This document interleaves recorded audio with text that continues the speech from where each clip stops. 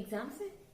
मेरे भी एग्जाम्स हैं, स्कूल के नहीं, कॉलेज के नहीं, बट गेट एग्जाम्स हैं।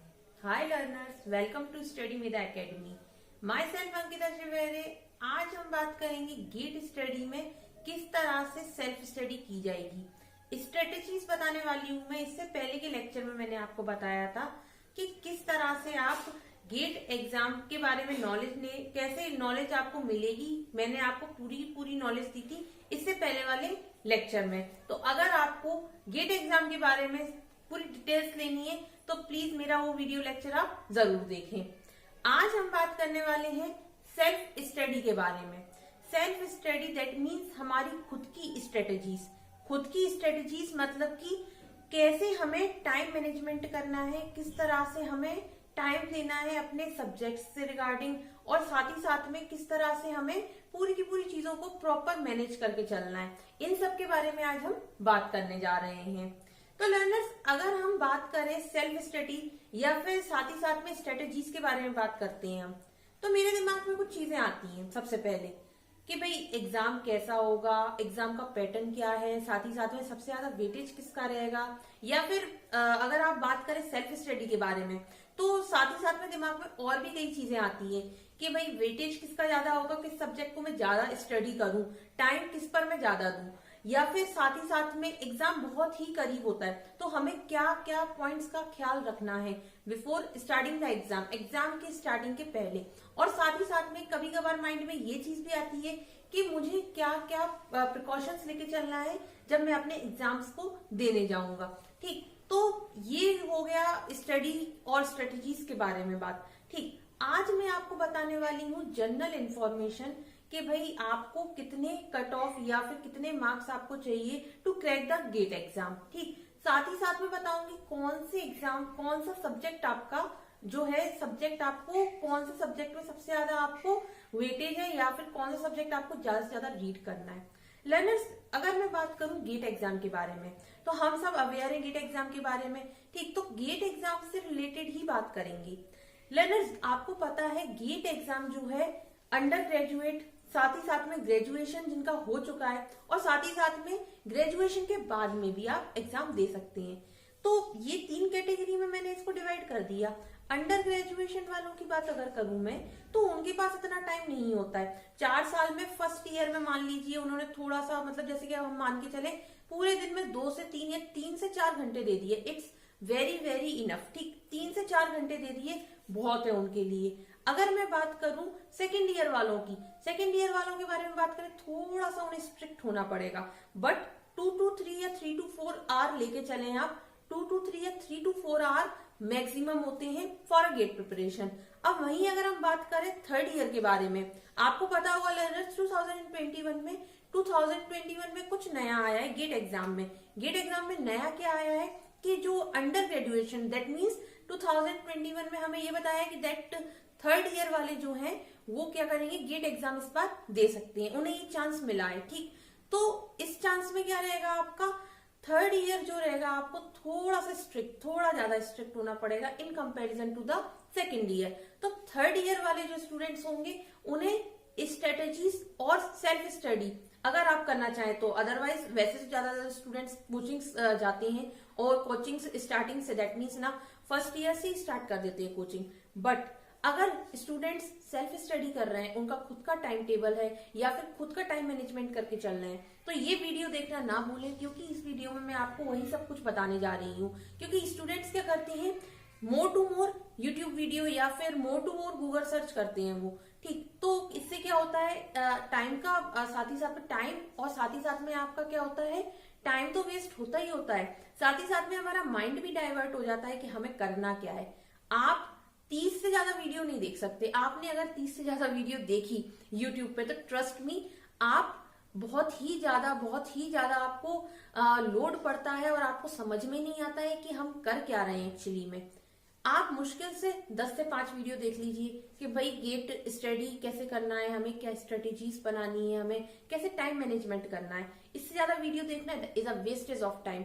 ये पॉइंट बहुत ही ज्यादा इंपॉर्टेंट होता है अगर आप अपना टाइम टेबल बनाने जा रहे हैं। लर्नर्स, आपको याद हो जब हम स्कूल में थे या कॉलेज में थे तो एग्जाम आने से पहले हम लोग क्या करते थे, पहले एक टाइम टेबल बना लेते भैया कि मेरा एग्जाम है तो मेरे को किस अकॉर्डिंग क्या क्या पढ़ते जाना है, किसके अकॉर्डिंग मेरे को क्या पढ़ना है। अगर मैथमेटिक्स सब्जेक्ट जो कि स्टूडेंट्स को अक्सर बहुत ही बेकार लगता है, रहता है ऐसा, तो मैथमेटिक्स को हम ज्यादा से ज्यादा टाइम देते थे। मतलब मान लीजिए 7 वीक्स, मतलब रोज का एक दिन, मतलब आपको रोज की रोज मैथमेटिक्स को पढ़ना है। हिंदी, इंग्लिश, साइंस ये सब तो हम पढ़ते ही थे, बट मैथमेटिक्स को हम ज्यादा से ज्यादा टाइम देते थे।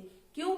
क्योंकि हमें पता है कि मैथमेटिक्स जो है ऐसा सब्जेक्ट है जिसकी प्रैक्टिस हमें रेगुलर चाहिए, same to same GATE exam के साथ है। आपको इसकी प्रैक्टिस करना ही करना है, जो सब्जेक्ट्स है इनकी प्रैक्टिस करना ही करना है। ठीक, इसमें आपको पता है ये इंजीनियरिंग मैथमेटिक्स है तो उसमें आपको ज्यादा से ज्यादा समय देना है। अब मैं बात कर रही थी जैसे कि वाईटी वीडियोस के बारे में बात कर रही थी मैं। आप मोर देन 30 इससे ज्यादा नहीं देखें आप। क्यों? क्योंकि इससे आपका टाइम बिल्कुल ही डिसमिस हो जाएगा। तो आपको 30 इससे ज्यादा वीडियोस नहीं देखना है। ठीक, तो मैं आपको बता रही थी कि जैसे अंडर ग्रेजुएशन वाले स्टूडेंट्स हैं उनको 3 to 4 आवर, उसके बाद में फाइनल ईयर वाले जो स्टूडेंट होते हैं उनके पास टाइम ही टाइम है। टाइम ही टाइम इन द सेंस वो कभी भी फुल टाइम है उनके पास for the practice of GATE exam. तो वो कभी भी ये एग्जाम के लिए क्या कर सकते हैं, देख सकते हैं कि हाँ भाई ये सिलेबस है, हम आराम से मैनेज कर सकते हैं। बात करें फाइनल के बाद में जो स्टूडेंट्स रहते हैं वो भी गेट के लिए तैयारी करते रहते हैं, तो उनके लिए तो मोर टू मोर टाइम है, तो वो इजीली इसको क्रैक कर देते हैं। तो बस मैं आपको यही बताना चाह रही थी कि अगर आप है ना सेल्फ स्टडी कर रहे हैं तो सेल्फ स्टडी में आप प्लीज इस बात का, इन 3 पॉइंट्स का please more to more focus कीजिए। आपकी स्ट्रेटेजीज आपकी खुद की हैं। सेल्फ स्टडी में आप ये सोच रहे होंगे कि मैम मुझे ये बता देंगी, ये पॉइंट से मुझे क्लियर हो जाएगा। Learners always remember, self study खुद की होती है। सेल्फ स्टडी में जो स्ट्रेटेजीज हम यूज करते हैं वो हमारी खुद की होती हैं, ये कोई और आपको नहीं बना के देगा। तो आपको क्या करना है, मैं सिर्फ आपको पॉइंट्स क्लियर कराऊंगी, स्ट्रेटेजीज आप खुद बनाएंगे बस उन पॉइंट्स को लेकर के। ठीक, क्योंकि विदाउट स्ट्रेटेजीज और विदाउट द टाइम मैनेजमेंट आप कोई एग्जाम क्रैक नहीं कर सकते, ट्रस्ट मी। तो ये था learner all about the GATE exam study, self study. अब मैं आपको बताने जा रही हूं इससे regarding information. Let's see now learners, GATE exam की सेल्फ स्टडी की प्रिपरेशन के बारे में बात कर रहे हैं हम। तो प्रिपरेशंस के लिए सेल्फ स्टडी की सबसे पहले स्ट्रेटेजीज बनाना बहुत जरूरी है।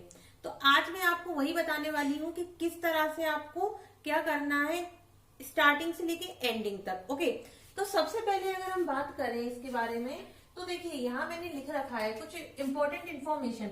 सबसे पहले तो हमारे पास इंफॉर्मेशन होनी चाहिए। सबसे पहला point information regarding to the GATE exam, जो कि मैं आपको पहले लेक्चर में दे चुकी हूँ। आज हम दूसरे लेक्चर में बात करेंगे सेल्फ स्टडी की स्ट्रेटेजीज के बारे में कि भाई टाइम मैनेजमेंट कैसे करें, इन्फॉर्मेशन क्या होना चाहिए हमारे पास में, एग्जाम्स के लिए कैसा कैसा आपको पढ़ना है, किस तरह से क्या मैनेज करना है, वो सब मैं आपको बताने जाती हूँ। ओके, तो देखिए मैंने ये लिख रखा है इंफॉर्मेशन। इंफॉर्मेशन दैट मीन्स क्या कि भाई पेपर कितने मार्क्स का आता है, 65 मार्क्स से 100 मार्क्स का आपका पेपर आता है। ओके, जिसमें कि 65 क्वेश्चन रहते हैं। ठीक, यहाँ पर वेटेज कितना किसका है मैं आपको वो बताती हूँ। देखिए वेटेज यहाँ लिख रखा है जनरल एप्टीट्यूड, जो कि रहता है 15% वेटेज रहता है इसका। फिर उसके बाद इंजीनियरिंग मैथमेटिक्स 15% वेटेज है इसका। सब्जेक्ट जो आपका स्पेसिफिक सब्जेक्ट है, भाई सिविल वाले हैं, मैकेनिकल वाले हैं, या फिर आप बात करें कंप्यूटर वाले, तो इन सब का अलग अलग आपका कट ऑफ रहता है। तो देखिए स्पेसिफिक जो आपका सब्जेक्ट है उसके 70%, मतलब सबसे ज्यादा वेटेज जो है हमारा वो हमारा सब्जेक्ट है। मतलब हमें मोर टू मोर फोकस करना है किस पर, हमारे स्पेसिफिक सब्जेक्ट पर।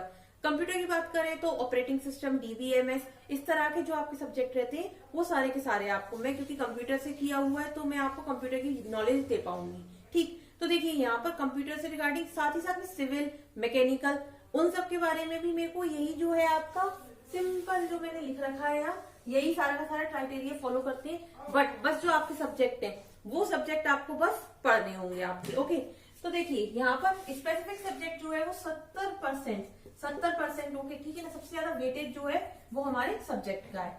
अच्छा, कट ऑफ मैंने जो लिख रखा है कंप्यूटर साइंस के लिए 25 to 30, 25 से 30 तक जो है वो कट ऑफ रहता है इसका। ओके, मतलब 30 मार्क्स जो है आपके पासिंग मार्क्स हैं। इसके बाद में जो मार्क्स लाएंगे वो कोई मायने नहीं रखेंगे।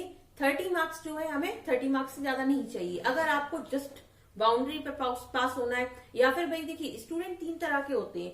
पहले स्टूडेंट जिन्हें भाई ऑल इंडिया रैंक फर्स्ट आना है मुझे, दूसरे तरह के स्टूडेंट होते हैं जो कि केवल और केवल IIT NITs में एडमिशन लेना चाहते हैं, और तीसरे तरह के स्टूडेंट होते हैं जो कि सिर्फ और सिर्फ गेट एग्जाम को क्वालिफाइड करना चाहते हैं। अगर आप क्वालिफाइड करना चाहते हैं तो आपके लिए 30 to 35 मार्क्स बहुत इजी आपको गेन हो जाएंगे, ये मार्क्स आपके रहते हैं। अगर आप ऑल इंडिया रैंक की बात कर रहे हैं तो आपको अबव 70 या 80 अबव आपको मार्क्स चाहिए ही चाहिए। एनी हाउ, देखिए मैंने यही लिख रखा है यहाँ। अगर आपको जस्ट क्वालिफाई होना है तो 30 मार्क्स जो है आपको बस लाने हैं खाली। अगर आप फाइट कर रहे हैं ऑल इंडिया रैंक के लिए, लाइक ऑल इंडिया रैंक अगर फाइट कर रहे हैं आप, तो वहां तो कोई स्कोप ही नहीं है आपका। 80 to 90 मार्क्स आपको कंपलसरी है। 100 और 90 मतलब इस तरह से 90 और 100 आप मान सकते हैं, तो ऑल इंडिया रैंक आपके लिए ओके। अगर आप एडमिशन लेना चाहते हैं IITs में या NITs में तो 72 आई थिंक 72 इज कंपलसरी। तो ये तो हो गई जनरल इंफॉर्मेशन के बारे में बात। अब हम बात, तो अगर ऑल इंडिया रैंक चाहिए, जैसा कि मैंने अभी आपको बताया ऑल इंडिया पे रैंक चाहिए तो 80+ मार्क्स कंपलसरी हैं। उसके बाद में अगर हम बात करें ये सारे जो कॉलेजेस हैं, ठीक, अगर इसमें एडमिशन चाहिए तो 72 मार्क्स कंपलसरी है।